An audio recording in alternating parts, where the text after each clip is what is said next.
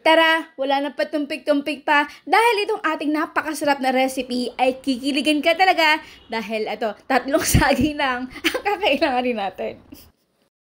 So alam naman natin na ang saging ay iba't iba ang sukat. May mabigat, may magaang, may maiksi at may mahaba. So para masubaybayan nyo ko or magaya itong recipe natin ay mas mabuti na ilagay natin ito sa cup para yan, sabay-sabay tayong gumawa. Makikita nyo nga pala ang ating eksaktong measurement dito sa ilalim ng ating video. Nilagay ko na yung ating mashed banana dito sa bowl, isang itlog at ng asin. So ito ay halo-halo lang natin hanggang sa mag-bubbles na katulad nito. At kapag ganito na itsura ng ating mixture, ay ilagay na natin yung ating melted butter, ang ating vanilla, at ng ating yogurt. So dito guys, yung yogurt natin ay importante talaga kasi ito yung magpapamoist sa ating recipe ngayong araw na ito. Pero kung wala kayong yogurt, okay na naman din yun. Next, ay kailangan natin dito i-sift directly yung mga dry ingredients na kakailanganin natin. At kapag nahalo na natin itong mabuti, ay ilagay rin natin dito yung ating chopped na chocolate. Ang ginamit ko nga pala dito ay milk chocolate. So kung gusto nyo ng dark chocolate or white chocolate, ay okay naman din yun. Ang kagandahan pa dito ay no oven. So kahit walang oven ay makakagawa tayo ng ating napakasarap na cake. So ito yung gagawin natin ay parang caldero oven. So magpainit lang tayo ng caldero over medium low heat for at least 20 to 30 minutes. So guys, make sure na habang tayo nagpapainit ng ating kaldero ay takpan natin para makulob yung init nito. So kahit anong molde na meron kayong available sa bahay ninyo, kahit lianera, ay okay na naman din yun. Huwag din kalimutan na lagyan ito ng grease or ng oil or parchment paper, yung pinakailalim ng ating molding gagamitin para madali itong matanggal mamaya.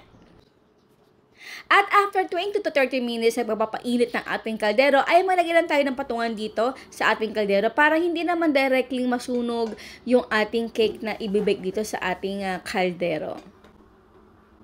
Habang tayo ay nagbe-bake dito, ay iwasan na buksan yung ating takip para naman hindi mabantilawan or ma-half cook yung ating cake. So panabigyan lang natin ito at habang ay gumagawa naman tayo ng ating chocolate sauce. Sa maliit na kawali ay isip lang muna natin dito yung mga dry ingredients. Again, wala muna po tayong apoy dito para hindi naman masunog yung mga dry ingredients natin. So ilagay muna natin yung half na can ng ating evaporated milk, haluin, then tsaka natin na i-on yung ating stove for medium low heat. Nailagay din ako dito ng asin, haluin at kapag medyo lumalapot na, ilagay na natin yung the rest ng evaporated milk. Sa pagluto nito ay kailangan talaga natin ito palaputin at halu-haluin to avoid any lumps. Pero huwag kayong mag-alala kasi isisip naman din natin ito mamaya.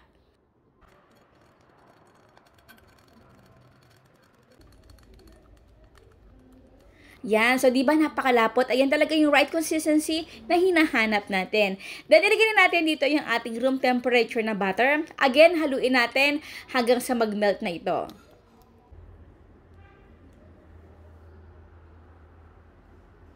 Yan, at medyo malamig-lamig na rin yung ating cake. And this time, ay ilalagay na natin ito sa ating cake. Sa design guys, ay kayo na bahala kung ano yung gusto nyo pa yung design. Pero ako gusto ko simple lang.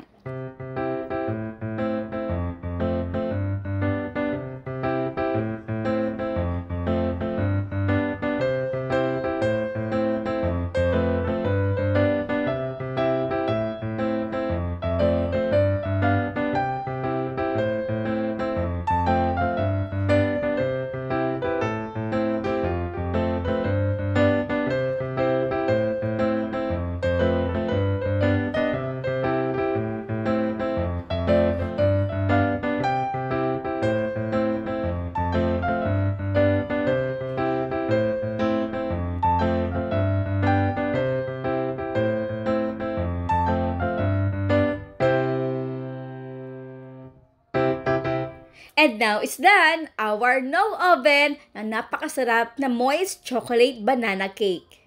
Aba, syempre ito hindi mawawala. Ang tanong ni Mama Shirley, anong prutas ang ginamit natin dito para makagawa ng napakasarap na moist chocolate cake? Hindi ko sasabihin yung prutas. Ang inyong sagot sa comment box section. Tara na guys, kain po tayo. Ayan, makikita nyo sa akin talaga napakasarap, napaka-moist.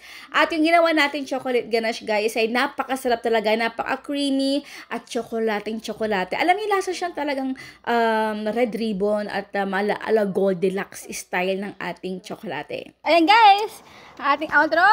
Keep safe, be healthy, and be happy. Bye! Mwah! Mwah!